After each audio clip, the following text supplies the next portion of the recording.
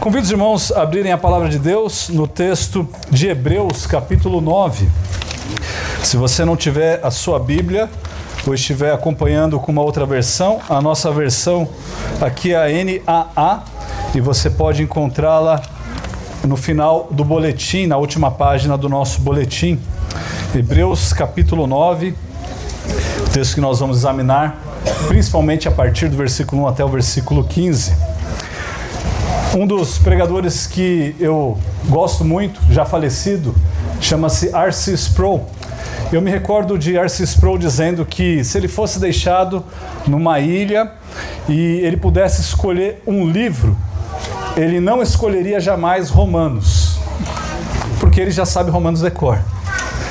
E ele falou, talvez eu escolhesse o livro de Hebreus, porque Hebreus me intriga e é um livro difícil, um livro cheio de detalhes. Não que ele não saiba decor também, mas é um livro que tem muitos detalhes e muitos desses detalhes estão completamente envolvidos, relacionados ao texto de Levíticos. E quando nós vamos ler o livro de Levítico, geralmente na nossa leitura anual, é aí que nós paramos e desistimos da leitura anual. Agora, o texto de Levítico, ele trata de forma detalhada sobre cada um dos sacrifícios que deveriam ser oferecidos no tabernáculo. Mas esses versículos e textos que são colocados ali não foram colocados de forma aleatória. O tabernáculo ele foi introduzido e ele foi descrito nesse livro e depois mais tarde no livro de Hebreus, porque ele tinha um propósito e um propósito muito importante. Aquilo que o povo de Deus tinha como a realidade presente na sua época servia e muito bem para lidar com os seus pecados e a adoração a Deus naquela primeira aliança. E essa primeira aliança era uma primeira aliança com um propósito de apontar para aquele que haveria de vir. E por meio do estudo da teologia bíblica, nós aprendemos que há apenas duas opções. Ou nós estamos debaixo dessa primeira aliança, antiga aliança, apresentada no livro de Levítico e depois também em Hebreus, ou nós estamos debaixo da segunda aliança, que é Cristo, apresentada ali no livro de Hebreus. Ou nós confiamos nos nossos próprios esforços para nos aproximarmos de Deus e conhecê-lo e confiarmos nele e servirmos a ele, ou nós tentamos a nossa salvação e tentamos agradar a Deus com os nossos próprios esforços, com a nossa própria força. O que nós veremos nessa noite é que apenas em Cristo e somente em Cristo os nossos pecados são retirados, são lançados fora, são perdoados, pois em Cristo nós somos limpos, estamos limpos diante de Deus e assim nós podemos e assim nós devemos viver. O texto de Hebreus, capítulo 9, no versículo 1 diz assim: ora, a primeira aliança também tinha preceitos de culto divino e o seu santuário terrestre. Numa linguagem um pouco mais clara, a primeira aliança ela tinha regras para adoração e também um tabernáculo terreno, é o que a NVI diz. E esse tabernáculo terreno, se você não faz parte de uma igreja, ele era dividido em três partes principais, apesar do autor falar aqui apenas de duas partes. A primeira parte, não descrita nesse texto, nesse versículo, era o que nós chamamos de pátio externo. Já a segunda parte está explícita aí no versículo 2, quando ele diz assim: porque foi edificado um tabernáculo, cuja parte da frente, onde estavam o candelabro, a mesa e os pães da proposição, se chama o Santo Lugar. Dentro desse lugar, do Santo Lugar, havia uma outra divisória que levava a esse terceiro ambiente chamado de Santo dos Santos. E aí nós precisamos fazer uma pausa para entender o nome desse local. Se você já estudou um pouco de hebraico, você vai se lembrar que em hebraico, quando você deseja fazer uma ênfase ou usar o superlativo, o que você faz é repetir uma palavra. Então, o que o texto está nos dizendo é que aquele local não era apenas um local santo, mas era um local santíssimo, santo, santo. Isso te remete a um outro texto, provavelmente em Isaías, capítulo 6, quando você vê que diante da presença de Deus, os anjos proclamam santo, santo, e numa terceira vez, santo é o Senhor dos Exércitos. E aqui o que nós temos é essa repetição, dizendo que esse local era o Santo dos Santos, o local santíssimo. E o Santo dos Santos, então, era um local separado por um véu. E esse véu era um véu interessante, ele era um véu de aproximadamente 3 a 4 metros de altura e de alguns centímetros de espessura. E nós precisamos ter isso em mente. E dentro desse local havia um altar de ouro, havia também o incenso e a arca da aliança totalmente coberta de ouro. Versículo 4 diz assim: ao qual pertencia um altar de ouro para o incenso e a arca da aliança totalmente coberta de ouro, na qual estava uma urna de ouro contendo o maná, o bordão de Arão que floresceu e as tábuas da aliança. E ainda no versículo 5 ele diz: sobre a arca estavam os querubins de glória, com a sua sombra cobriam o propiciatório. Mas dessas coisas não falaremos agora com mais detalhes. O autor então decide explorar outras coisas. Todos os dias os sacerdotes, eles entravam nessa primeira parte, no lugar santo, para realizar aquilo que era chamado de serviço sagrado. O versículo 6 explica: ora, depois de tudo isto assim preparado, continuamente entram no primeiro tabernáculo os sacerdotes para realizar os serviços sagrados. Mas nesse santíssimo lugar, no lugar que é o Santo dos Santos, apenas uma pessoa poderia entrar. Essa pessoa também era um sacerdote, mas não era qualquer um dos sacerdotes. Ele era o sumo sacerdote, o principal dos sacerdotes. E ele fazia essa entrada nesse local, segundo o versículo 7, da seguinte forma: sozinho e uma vez por ano, não sem sangue, que oferece por si e pelos pecados de ignorância do povo. Ou seja, ele não deveria ser acompanhado de ninguém, ele deveria fazer isso todos os anos, uma vez ao ano, e ele deveria levar ali o sangue do sacrifício que era oferecido pelo povo, mas também por si próprio. E todo esse ritual, ele tinha um propósito, e esse propósito está explícito no versículo 8. Com isto, o Espírito Santo quer dar a entender que o caminho do santuário ainda não se manifestou, enquanto o primeiro tabernáculo continua erguido. Ou seja, isso era uma forma didática, uma forma palpável da incapacidade do povo de se achegar a Deus. O que Deus estava fazendo por meio desses rituais era ensinar que o povo precisava de um mediador. Eles precisavam de um sumo sacerdote.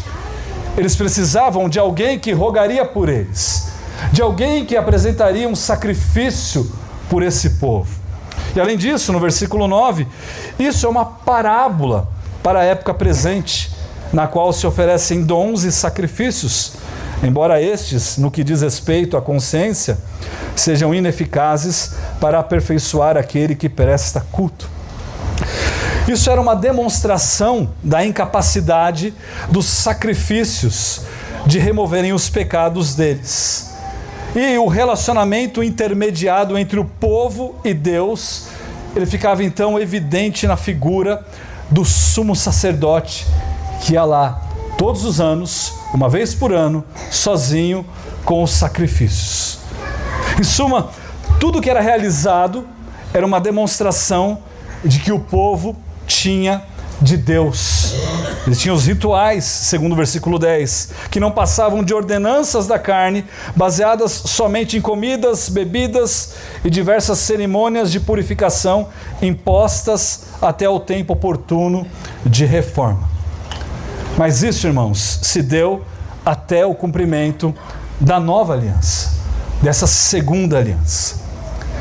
Se na antiga, na primeira aliança, eles eram os meios de se aproximar de Deus, agora na nova aliança, as portas que levavam a Deus foram escancaradas e já não há mais impedimento.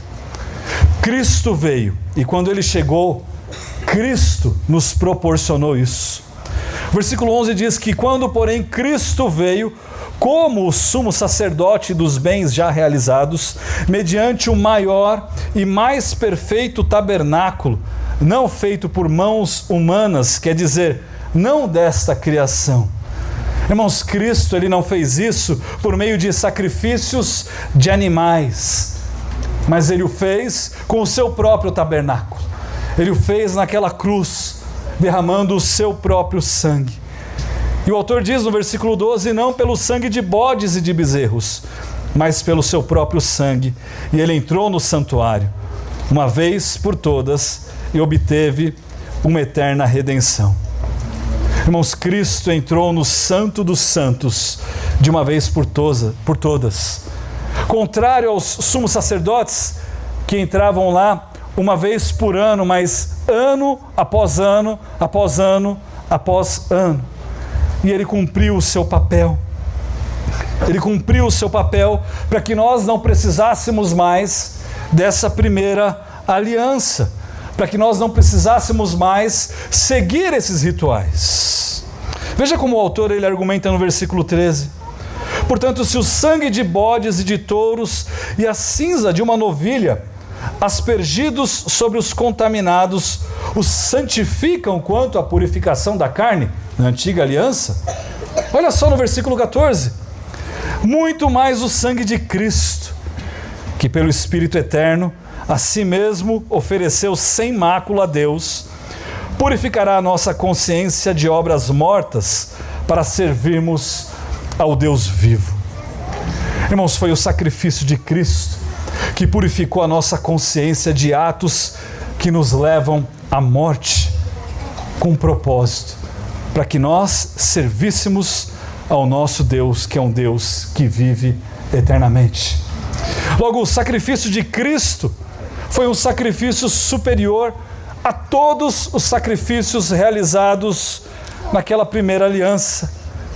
O sacrifício de Cristo foi o sacrifício derradeiro pelos nossos pecados, que foi realizado diante do trono de Deus. Por isso, irmãos, Cristo é o mediador dessa nova aliança, versículo 15. Ele é o mediador da nova aliança, a fim de que os que foram chamados recebam a promessa da herança eterna, visto que houve uma morte para a remissão das transgressões que foram cometidas debaixo da primeira aliança. Perceba a implicação disso. Por conta de Cristo, nós podemos permanecer seguros ao confessarmos os nossos pecados. Na nossa liturgia nós temos um momento em que nós somos conduzidos à confissão dos nossos pecados. Isso daqui não é para encher linguiça. Isso daqui não é para ter alguma coisa para suprir uma falta do que nós podemos dizer na nossa liturgia.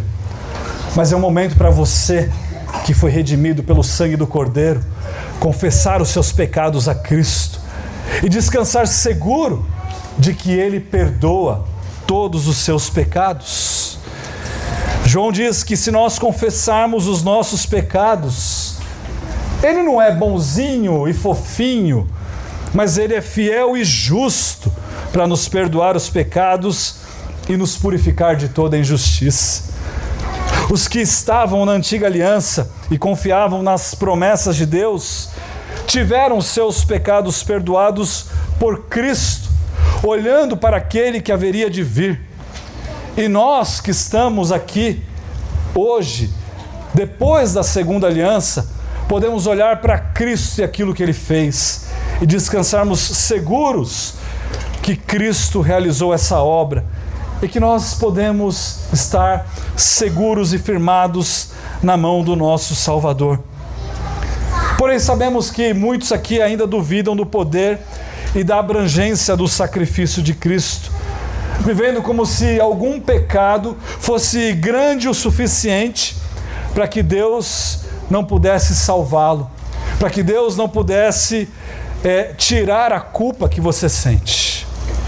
Saiba de uma coisa: nenhuma gotícula do sangue de Cristo foi desperdiçada naquela cruz. Amém.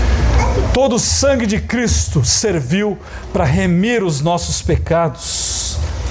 E se nós estamos em Cristo, nós podemos descansar seguros. Talvez há um pecado que esteja te incomodando e você pense: não há solução. Se é pecado, há solução. E a solução é Cristo. João também nos lembra em João capítulo 1, versículo 14, que o Verbo se fez carne.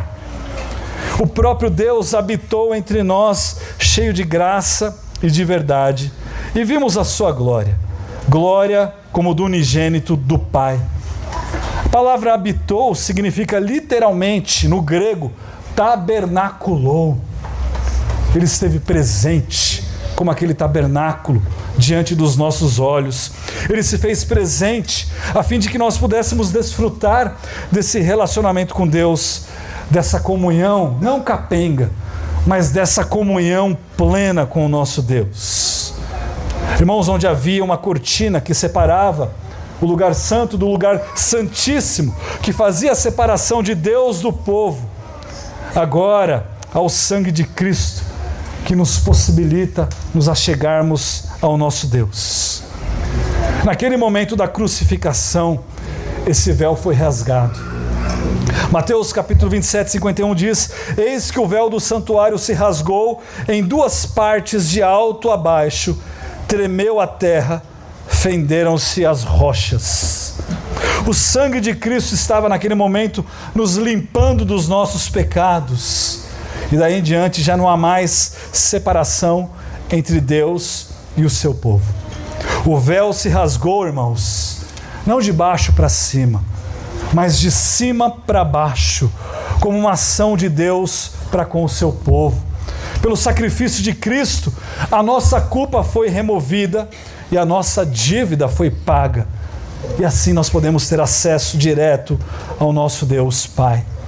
Irmãos, o tabernáculo e tudo que se passava ali era uma demonstração da vontade de Deus de habitar no meio do seu povo, que se tornou uma realidade em Cristo e que para nós é a realidade. Pastor Rick Phillips, ele nos lembra que naquele momento em que o véu foi rasgado, algum sacerdote, muito provavelmente, ele estava ali ainda servindo e realizando sacrifícios pelo povo.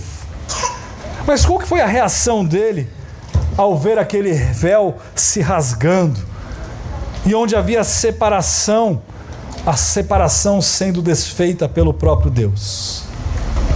O pastor Phillips nos diz que os sacerdotes que estavam no templo, sabe o que eles fizeram? Eles pegaram aquele véu e começaram a costurar novamente aquele véu para colocá-lo de volta. Os nossos esforços se resumem a isso. Nós queremos o acesso a Deus pela nossa força, pelo nosso conhecimento, pela nossa sabedoria, do nosso jeito. E Deus nos está dando acesso pelo meio que Ele nos providenciou, que é somente Cristo. Irmãos, qual tem sido a nossa reação em relação àquilo que Cristo realizou? Será que nós continuaremos vivendo a nossa vida como se nós pudéssemos nos livrar dos nossos pecados sem Cristo?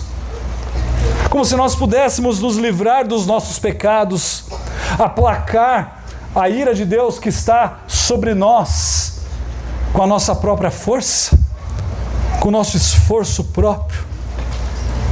Se a sua consciência está ainda pesada pelos seus pecados, é a Cristo que você deve recorrer, e a ninguém mais, somente a Cristo. E talvez hoje seja esse dia, o dia de você dobrar os seus joelhos e clamar por perdão ao seu Salvador. Mas algumas pessoas acham que conseguiriam adquirir essa salvação, por meio de algum outro sacrifício. E a partir do versículo 16 até o versículo 20, o autor nos explica a necessidade da morte de Cristo. Ele diz assim: porque onde há um testamento, é necessário constatar a morte de quem o fez. Sim, porque um testamento só é confirmado depois da morte de quem o fez, pois de maneira nenhuma um testamento tem força da lei enquanto ainda vive quem o fez. Note que o autor ele mudou de aliança para testamento. Alguém que estivesse lendo, ouvindo aquilo que o autor está dizendo aqui, compreenderia tranquilamente o que ele estava dizendo, porque a palavra no grego significa a mesma coisa. E ela pode ser usada como aliança ou como testamento. Agora, um testamento, apesar dele ser válido a partir do momento que ele é redigido, ele só passa a ser efetivo quando o testador morre. Ou seja, enquanto o testador vive, a sua prole, os seus filhos, eles vão desfrutar dos bens com ele, mas de forma plena só depois que ele falecer. Sem que isso aconteça, não tem como ele ser efetivo. Se um pai é dono de alguma coisa, o que ele tem será passado para os seus filhos por meio de um testamento. Mas os filhos só vão desfrutar desse testamento depois da morte do pai. Então o argumento do autor é que a morte de Cristo não apenas lidou com as transgressões, mas também estabeleceu os benefícios espirituais positivos da aliança. Veja também que há um sinal e um selo nessa primeira aliança, que era o sinal do sangue dos animais. E ele diz assim no versículo 18: por isso nem a primeira aliança foi estabelecida sem sangue, porque havendo Moisés proclamado a todo o povo todos os mandamentos conforme a lei, pegou o sangue dos bezerros e dos bodes com água, lã tingida de escarlate e isopo, e aspergiu não só o próprio livro, como também todo o povo, dizendo: este é o sangue da aliança que Deus ordenou para vocês. Igualmente também aspergiu com sangue o tabernáculo e todos os utensílios do serviço sagrado. E ao chegar no versículo 22, nós vemos uma declaração importantíssima sobre o sangue, sobre o qual o próprio Jesus traz luz em referência ao que ele realizaria na cruz. Ele diz assim: de fato, segundo a lei, quase todas as coisas são purificadas com sangue, e sem derramamento de sangue não há remissão. Irmãos, os sacrifícios apontavam para o que Cristo faria. Na ocasião da última ceia, o nosso Senhor Jesus disse o seguinte: porque isto é o meu sangue, o sangue da nova aliança, derramado em favor de muitos para a remissão de pecados. De fato, irmãos, o sacrifício de Cristo, ele é muito superior, ele é completamente eficaz e ele é perene. Buda jamais satisfez a pena pelos seus próprios pecados, quanto menos pelos seus pecados. Maomé também. Nenhum líder religioso jamais satisfez a ira de Deus realizando alguma coisa. Não é o próprio esforço que o fará. Somente Cristo é capaz de realizar isso. Versículo 23 diz: era necessário, portanto, que as figuras das coisas que estão nos céus fossem purificadas com tais sacrifícios, mas as próprias coisas celestiais requerem sacrifícios superiores àqueles, porque Cristo não entrou em santuário feito por mãos humanas, figura do verdadeiro santuário, porém no próprio céu, para comparecer agora por nós diante de Deus. Ele não entrou para oferecer a si mesmo muitas vezes, como sumo sacerdote entra todos os anos no Santo dos Santos com sangue alheio. Se fosse assim, ele precisaria ter sofrido muitas vezes desde a fundação do mundo. Agora, porém, ao chegar o fim dos tempos, ele se manifestou uma vez por todas para aniquilar o pecado por meio do sacrifício de si mesmo.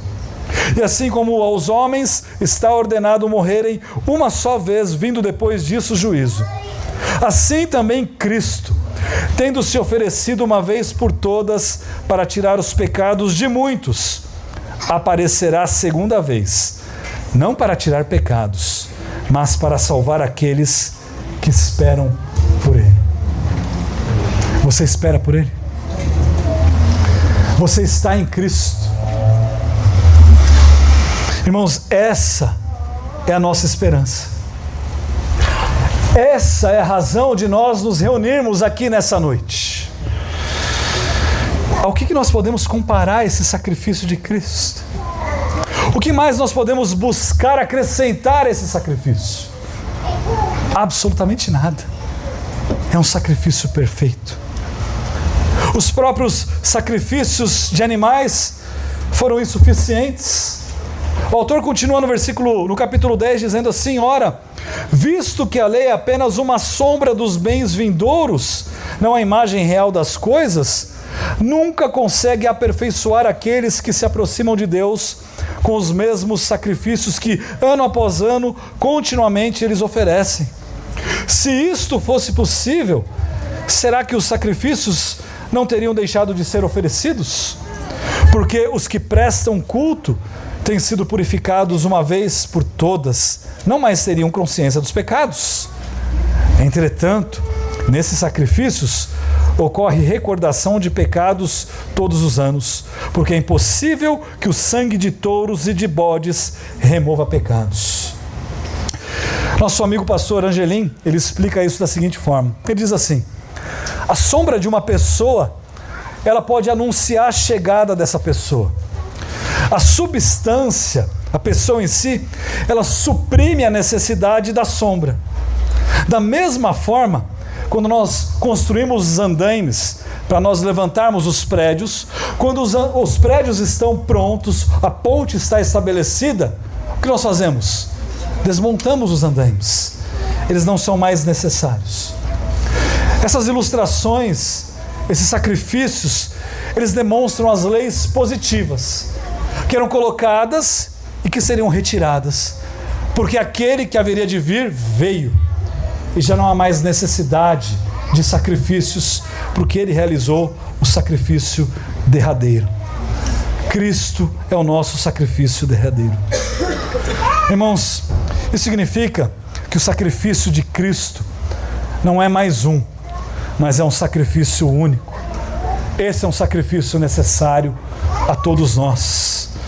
Por isso, versículo 5 do capítulo 10, ao entrar no mundo, Cristo disse: sacrifício e oferta não quiseste, mas preparaste um corpo para mim. Não te agradaste de holocaustos e ofertas pelo pecado. Então eu disse: eis, aqui estou. No rolo do livro está escrito a meu respeito. Estou aqui para fazer, ó Deus, a tua vontade. Aqui o autor de Hebreus, ele usa uma citação do Salmo 40, a partir do versículo 6, para se referir a Jesus. Esse salmo é o que nós chamamos de um salmo messiânico. Ele antecipa de forma profética algumas palavras do próprio Senhor Jesus Cristo. E na sua encarnação, Jesus veio cumprir o que os sacrifícios não foram capazes de fazer. Ele veio aperfeiçoar os adoradores. Jesus, ele se coloca então como aquele disposto, e não apenas disposto, mas como o único capaz de realizar a vontade de Deus Pai. E o autor diz no versículo 8, depois de dizer como acima, sacrifícios, ofertas e holocaustos e ofertas pelo pecado não quiseste, nem deles te agradaste, coisas que se oferecem segundo a lei, num segundo momento acrescentou: eis aqui estou para fazer, ó Deus, a tua vontade. Ele remove o primeiro para estabelecer o segundo. Nossa vontade é que temos sido santificados mediante a oferta do corpo de Jesus Cristo, uma vez por todas. E dessa forma, a obra de Cristo foi realizada, demonstrando a superioridade dele e da sua obra. Finalizando, irmãos, no capítulo 10, ainda no versículo 11, o autor nos explica, ele diz assim: ora, todo sacerdote se apresenta, dia após dia, para exercer o serviço sagrado e oferecer muitas vezes os mesmos sacrifícios que nunca jamais podem remover pecados. Talvez isso se assemelhe àquilo que você faz todos os dias. Todos os dias eu ofereço alguma coisa a Deus, barganhando com Deus para que Deus possa me perdoar. Toda semana eu vou no culto, como se fosse uma missa, para que, por meio disso, Deus possa apagar os meus pecados. Não há como, irmãos. Não há como. A graça de Deus não foi infundida em você. Se você é salvo, a graça de Deus foi imputada a você. Há uma grande diferença nisso. Versículo 12: Jesus, porém, tendo oferecido para sempre um único sacrifício pelos pecados, assentou-se à direita de Deus, aguardando daí em diante até que os seus inimigos sejam postos por estrado dos seus pés. Porque com uma única oferta aperfeiçoou para sempre os que estão sendo santificados. E disto nos dá testemunho também o Espírito Santo. Porque após ter dito, esta é a aliança que farei com eles, depois daqueles dias, diz o Senhor, imprimirei as minhas leis no coração deles e as inscreverei sobre a sua mente. E ele acrescenta, também dos seus pecados e das suas iniquidades jamais me lembrarei. Ora, onde há remissão de pecados, não existe mais necessidade de sacrifício pelo pecado. Irmãos, veja a graça que nós temos nesse versículo 17 do capítulo 10. Dos seus pecados e das suas iniquidades jamais me lembrarei. Se você está em Cristo, não há mais pecado sendo lembrado da parte de Deus. A justiça de Deus foi colocada sobre você. Os seus pecados foram lançados sobre Cristo naquela cruz. Enquanto os sacerdotes jamais poderiam se sentar quando eles estavam ali oferecendo as suas obras, porque os seus sacrifícios nunca eram completos, Jesus, ele oferece a si mesmo como um sacrifício perfeito. E o texto nos diz que ele senta à direita de Deus Pai. Enquanto os sacerdotes faziam isso vez após vez, Cristo faz uma única vez. Enquanto os sacerdotes não eram capazes de remover pecados, Jesus o fez de pronto, de uma vez por todas. Por isso, irmãos, nós devemos louvar ao nosso Deus pelo sacrifício de Cristo na sua carne. Quando o véu foi rasgado, nós tivemos pleno acesso ao Pai. E agora Cristo intercede por nós. E por conta disso nós podemos e nós devemos obedecê-lo. Não de qualquer forma, mas de forma absoluta, em todos os momentos. Irmãos, que nós guardemos firme a nossa confissão. Que nos dias que se seguem, nós venhamos a nos aproximar de Deus. Que nós paremos de reclamarmos, de murmurarmos, mas que nós tenhamos coragem e ousadia que nos foi proporcionada pelo sacrifício de Cristo, de nos achegarmos a Ele, de nos achegarmos ao nosso Deus por meio do nosso Senhor e Salvador Jesus Cristo, e vivermos de forma que agrada somente a Ele. Vamos orar. Senhor nosso Deus, nós te agradecemos por aquilo que o Senhor fez naquela cruz, ó Pai. Pai, não tire de nós a nossa compreensão dessa realidade, mas coloque, ó Deus, essa realidade diante dos nossos olhos todos os dias. Que nós sejamos, ó Deus, despertados para viver para a sua honra e para a sua glória. Que nós, ó Deus, sejamos motivados a vivermos, ó Deus, para glorificar ao Senhor em tudo que fazemos. Pai, nos faz enxergar o poder, a plenitude do sacrifício de Cristo naquela cruz do Calvário. Pai, nos faça entender que por conta daquele sacrifício, aqueles que estão em Cristo foram transformados e agora podem viver de forma santa, buscando a semelhança do Teu Filho. Pai, nós oramos, nós rogamos, tenha misericórdia de nós. Ajude-nos, ó Deus, para que possamos nos achegar diante do Senhor por Cristo, e possamos, ó Deus, dia após dia, sermos fortalecidos e possamos, ó Deus, honrar o Seu nome, nos lembrando sempre do que Ele fez em nosso lugar. É no nome do nosso Senhor Jesus Cristo que nós oramos. Amém.